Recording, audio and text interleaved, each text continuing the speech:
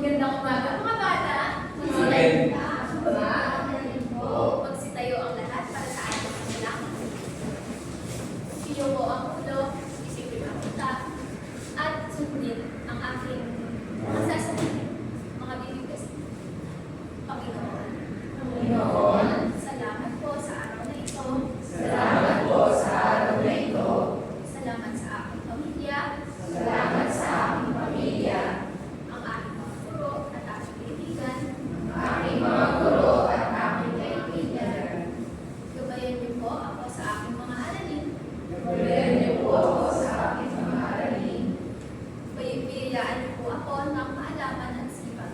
Biyayaan niyo po ako ng kaalaman at sipag.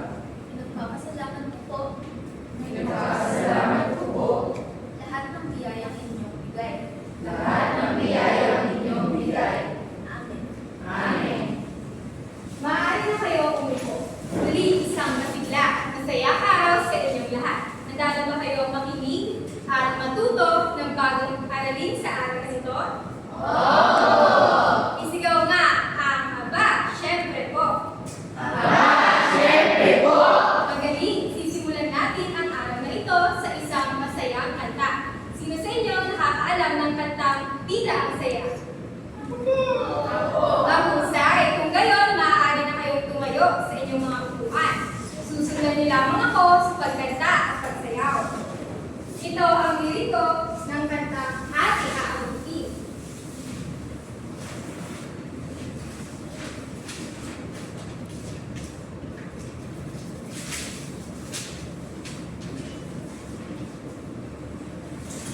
Okay, handa na ba kayo? Kumisyapang isip, pagmatay kay dali, halika na, hindi lang halika, bakit nagtigil, isa, apat, dalawa, pag-aral lagi, sumagot tayo, sumayaman na, sumagot siguro,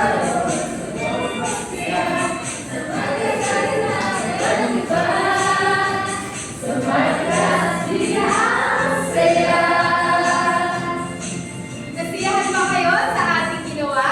Magaling, palakpakan niyo ang inyong mga sarili. Maaari na kayo magsiupo. Ngayon, tingnan natin kung tayo ay kumpleto sa araw na ito. Kapag narinig niyo ang inyong mga pangalan, malakas yung sasabihin ng inyong paboritong kulay. Naunawaan ba? Magaling, magsimula na tayo. Rodney Danyo, Blue. Maria Ismael, green.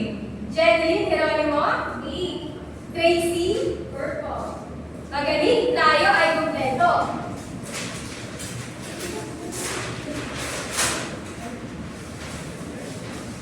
Mahilig ba kayo sa mga laruan? Mainam. Dahil dyan, may gagawin tayong aktibidad at tatawagin natin itong pantay o hindi. Magpapakita ako ng mga larawan ng panigurado ay makita nyo na o isa sa inyong mga paborito. Ngayon, titignan natin mabuti ang mga larawan at susuriin natin kung pantay ba ang hati sa mga laruan o hindi. Nakikinig pa ba kayo? Sige nga, ano nga ulit ang tawag sa ating aktibidad? Pantay o hindi? Tama. Kapag pantay ang hati sa laruan, ay papalakpak tayo ng isang beses. Kapag hindi naman pantay, ay papalik tayo ng 2 beses. Naiintindihan niyo ba? Sige nga, subukan natin. Kapag pantay ang hati sa laruan, ano ang ating gagawin?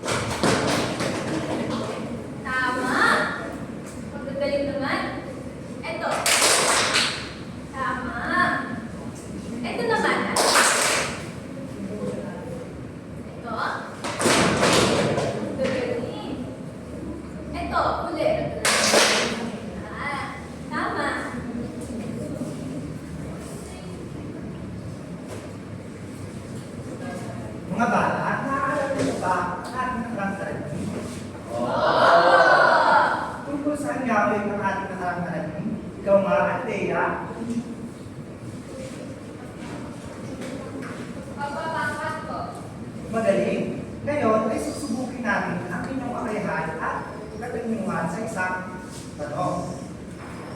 Babasahin ko muna ang tanong at pagkatapos, kayo naman ang susunod.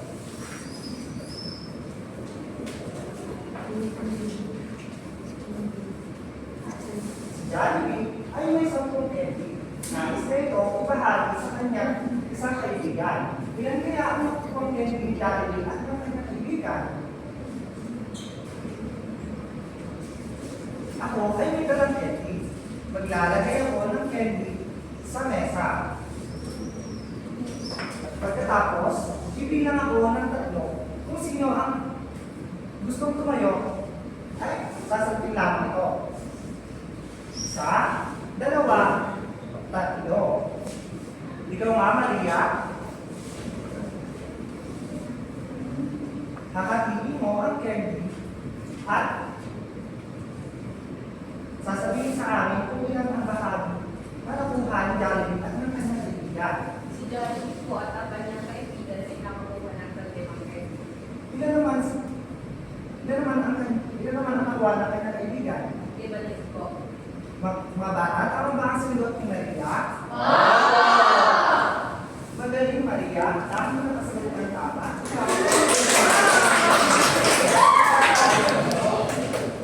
Uli, mga bata. Ilan nga muli ang nakuha ni Jollibee at ng kanyang kaibigan? Magaling. Talaga nga naman kayo ay nagkinig at natuto sa ating nakarang. Ngayon, sino sa inyo ang nagdiriwang ng kaarawan sa araw na ito? Maaari niyo ba itaas ang inyong mga kamay?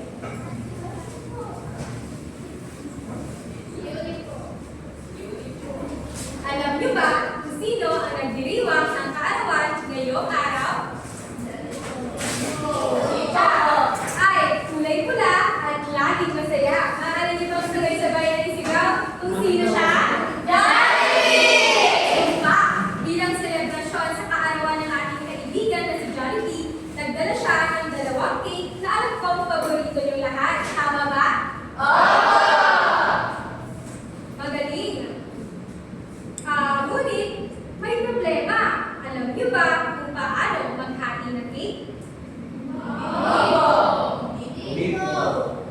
Kung gayon, nais niyo bang tulungan si Jollibee na hatiin ang kanyang mga cake? Mahusay, bago natin simulan ang ating aktibidad, ay kantahan muna namin si Jollibee ng maligayang bati. Sabayan niyo ako sa pag-awit. Maligayang bati sa'yo, Pasina. Maligayang bati. Napakahusay! Iyan ang ating gagamiting awitin upang malaman natin kung sino sa inyo ang maghahati ng cake. Dahil kaarawan ni Jollibee, mayroon akong dalang logo. Ipapasa niyo ito habang maawit ng maligayang bati. Kung sino ang may hawak ng logo at kapag natapos ang awitin, ang siyang maghahati ng cake. Naunawaan ba? Magaling, simulan na natin. Maligayang bati sa'yo, Pasina. Maligayang bati.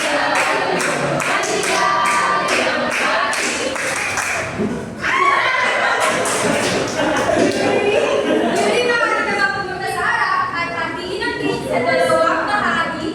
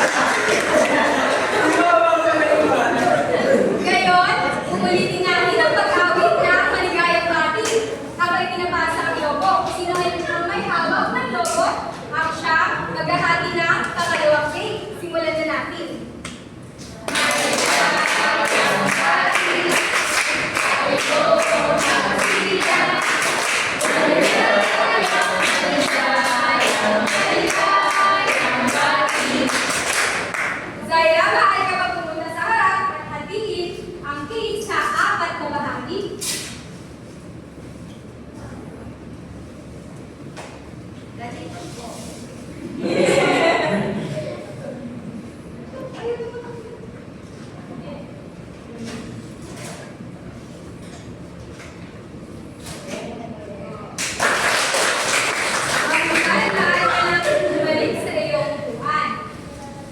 Ngayon,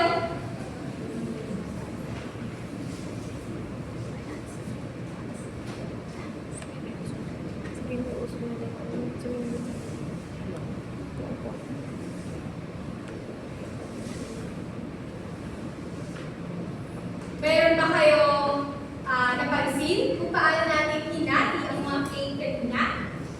Ikaw nga, Rodney, ano ito? May dalawang paraan ng paghati ng cake. Yung isa, mas malaki yung paghati at yung isa, mas mahati sa mas maliit na parte. Tama! Sa ilang bahagi kaya natin hinati ang unang cake? Ikaw nga, Yuri, So, ito naman po, dalawa hati. mahusay. Sa ilang bahagi naman natin hinati ang dalawang cake? Ikaw nga, Maria, Sa apat na bahagi. mahusay. Ngayon, ano ito? Hawak ko. Magaling! Kapag hinati ko ito at ibinigay ko sa iyo ang mas maliit na bahagi, ano kaya ang mararamdaman mo sa bata? Kung gayon, ano kaya ang dapat natin gawin upang walang malulungkot sa matatanggap niyang bahagi ng pizza? Tama! Ang ginawa natin paghahati ng cake at ang gagawin natin paghahati ng pizza ay mga halimbawa na hating bilang. Sa araw na ito, matututunan natin ang pagtukoy ng kalahati at sangkapat ng isang bagay. Ngayon, alamin natin kung ano nga ba ang kahulugan ng hating bilang. Ako muna ang magbabasa at pagkatapos ay kayo naman. Hating bilang, bahagi o parte ng isang buong bagay. Kayo naman ang magbabasa.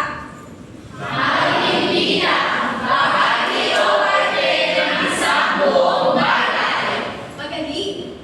Ang halimbawa ng isang buong bagay ay itong pizza. Ngayon naman, alamin natin kung ano nga ba ang kahulugan ng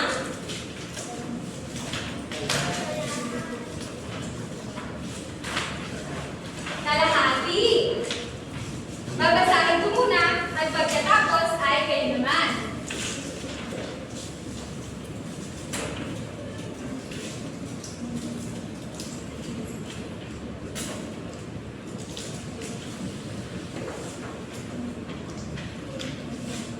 Kalahati, isang bagay na hinati sa dalawang pantay na bahagi. Kayo naman ang magbabasa.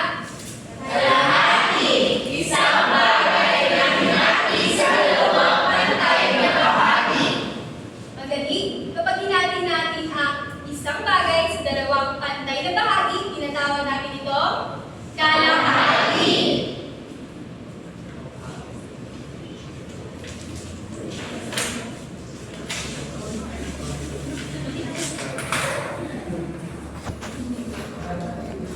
Kung hahatiin natin ang pizza sa dalawang bahagi, ilan kaya bahagi ang mayroon tayo?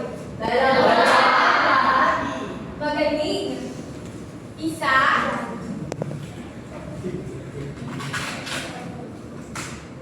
At dalawa. Ano kaya ang tawag sa bahagi ito? Mahusay. Ngayon naman, alamin natin kung ano nga ba ang kahulugan ng isang kapat.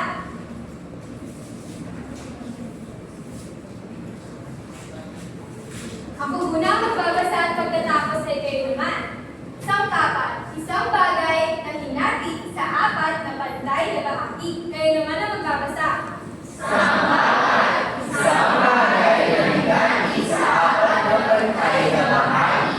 Kapag hinati natin ang isang bagay sa apat na pantay na bahagi, tinatawag natin ito mahusay. Kung hahatiin natin ang isa sa apat na pantay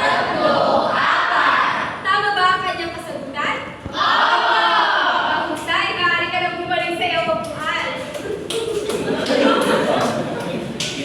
Ganito nga, ay nagagawin tayo ng mga pinidor. Sabayan niyo ako sa pagbibilang. Isa, dalawa, tatlo, apat, lima, anim, pito, walo. Maria, maaari ka ba pumunta sa harap at hatiin ang 8 pinidor sa 4 na bahagi o pangkat?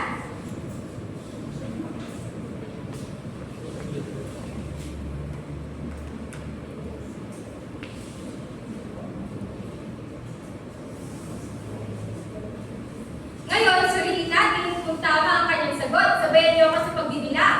Isa,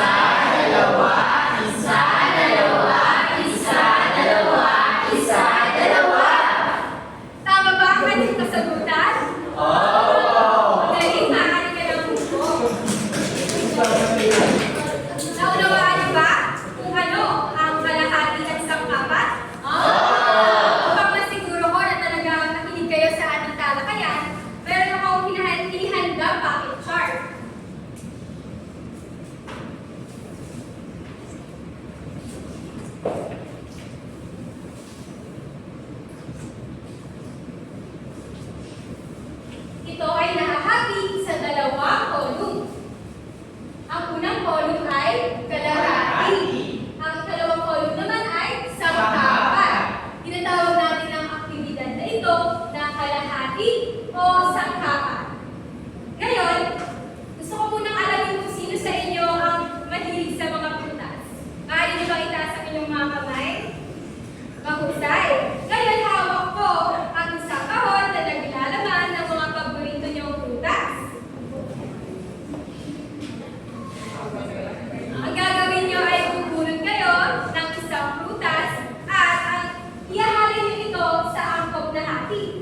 pipili lamang kayo sa dalawa. Kalahati o isang hapat. Naunawaan ba? Simulan na natin. Ang unang bunot ng prutas ay si Cristel.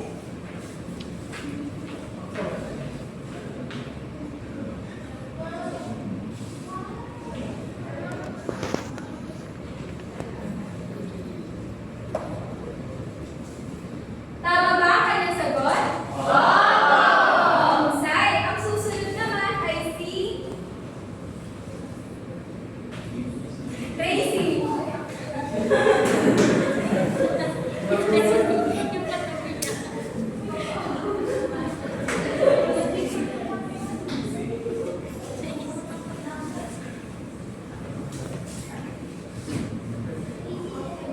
Tama ba ang kanyang sagot? Ang susunod ay si JC.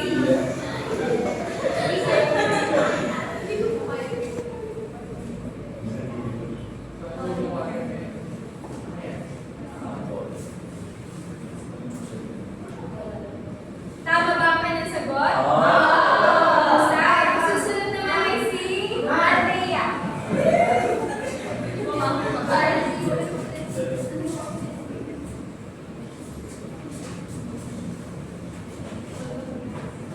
Tama ba ang sagot ni Althea? Ang susunod ay si Azumi.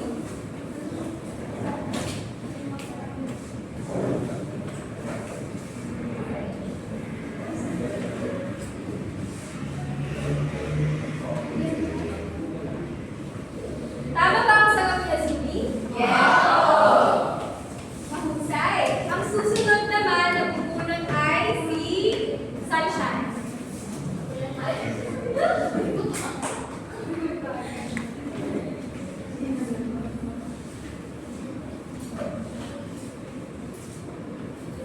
Magaling! Ngayon ay sigurado na ako na talagang nakinig kayo sa ating talakayan. Ngayon, alam niyo na kung paano tukuyin ang kalahati o sangkapat ng isang bagay. Nagustuhan niyo ba ang ating aktibidad? Mahusay. Naiintindihan niyo ba kung mga aralin natin ngayong araw, mga bata? Sige na, tignan natin kung totoo bang may naiintindihan kayo. Ano ang tawag sa isang bante ng bilog kapag hinati ito ng bantay sa gitna? Tama. Kung hahatiin ko naman sa apat na magkakaparehas na sukat ang bilog, ano ang tawag sa isang parte? Tama.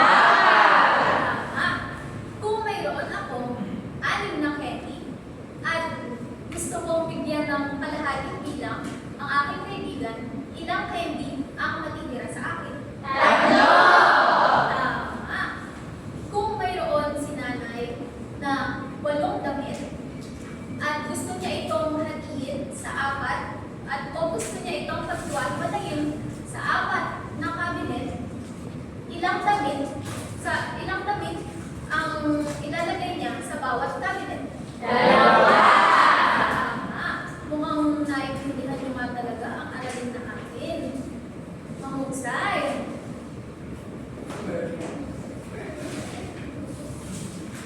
Ngayon, upang mas mapalaya pa ang inyong pag-unawa sa paghahati ng isang buong bagay, ay magkakaroon tayo ng aktibidad. Tatawagin natin itong hugis at hati. Ano mabalik ang ating gagawin? Hugis at hati! Magaling. Hahatin ko kayo sa 5 grupo. Ito ang unang grupo. Ito naman ang ikalawa. Ito naman ang ikatlo. Ito naman ang ika-4. At ito naman ang ikalima. Nalinaw ba ang punto? Bawat grupo ay mabibigyan ng isang sobre kung lalaman ng tagasong cookies. Cookies, kulay at paligid. Gamit ang mga ito, pupunin ninyo ang isang cookies. Pagkatapos, ay bigyan namin ninyo kung ilan ang bahagi na bumubuo sa cookies. Pagkatapos, ay tutulayan ninyo ang bahagi ng isang cookies. Malinaw ba ang ating natuto? Magaling. Bibigyan ko lamang ito ng 5 minuto kung gagawin dito. At pupunta kayo sa harapan at ipapaliwanag kung ano ang inyong love ko. At papaliwanag niyo kung ito ba ay tumutukoy sa kalahatan ko isang kaapat. Malinaw ba ang aking punto?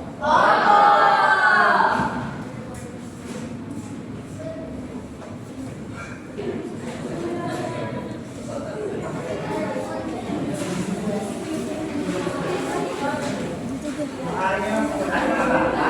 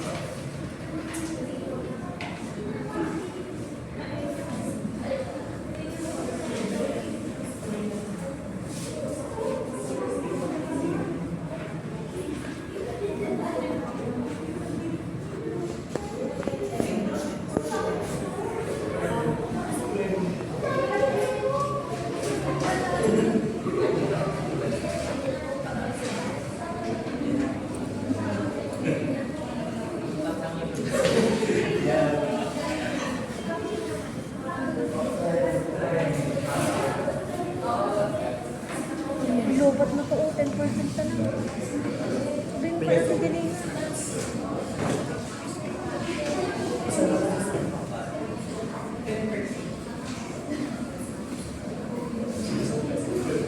Tapos na ba ang tawag ko? Magaling, maaaring ng pangulaan.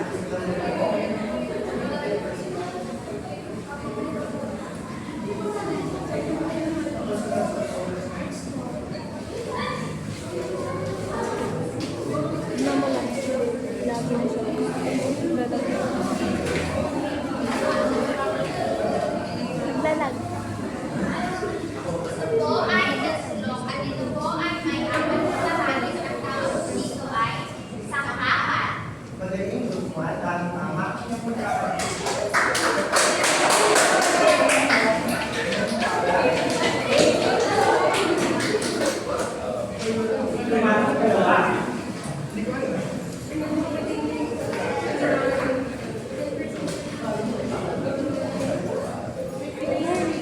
Ito po ay Yorkis Jamate. Ito po ay may kalahating bahagi. Magaling, lukman, dahil tama ang iyong pagkakaroon. Dahil ito, ang iyong magaling pala. Marami na kayo makaupo. At pangatlo na.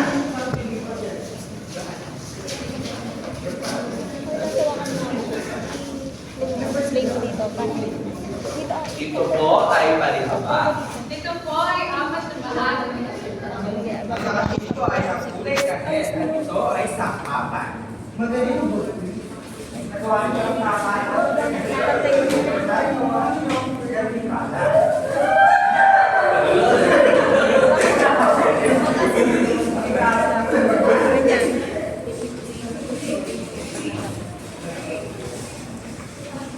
Ito po ay tatsulong.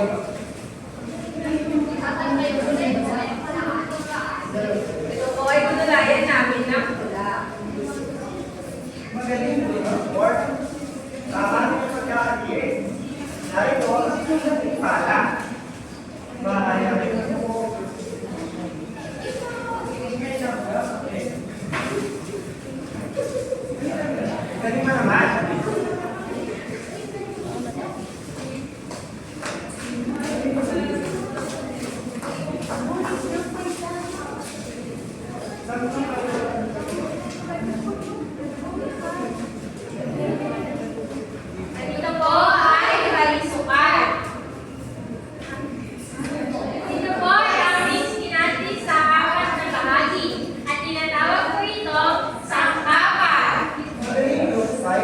kasiyahan ko rin sumat. Dahil po, ang ilang mga bata, pinakain ng pwede ko.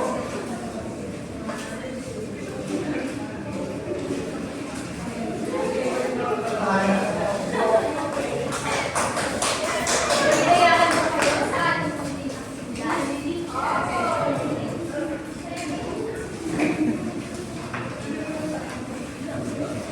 Kamusta naman kung nagdayakan kayo? Ngayon, para sa ating muling aktibidad,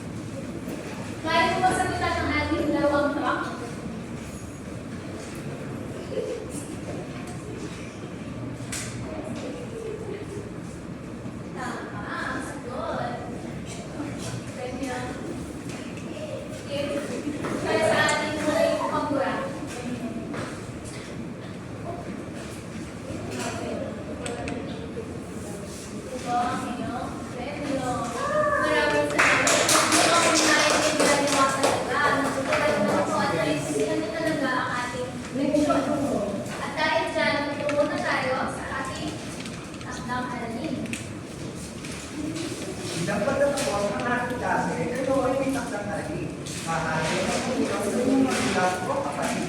Ito ay sikat mo sa inyong kwaderno.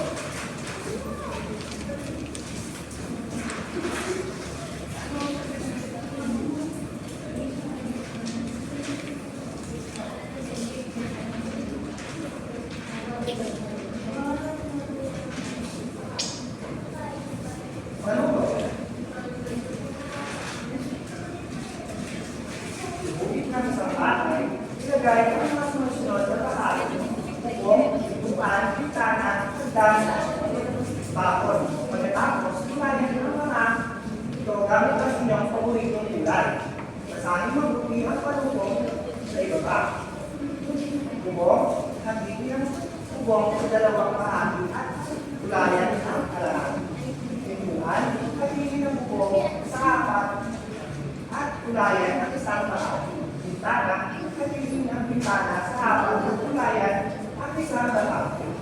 Hagdan, ginamit ang bintana hagdan at ito sa dalawang at kulayan ang kalahati. Bakod, ginamit ang bakod at ito sa apat at kulayan ang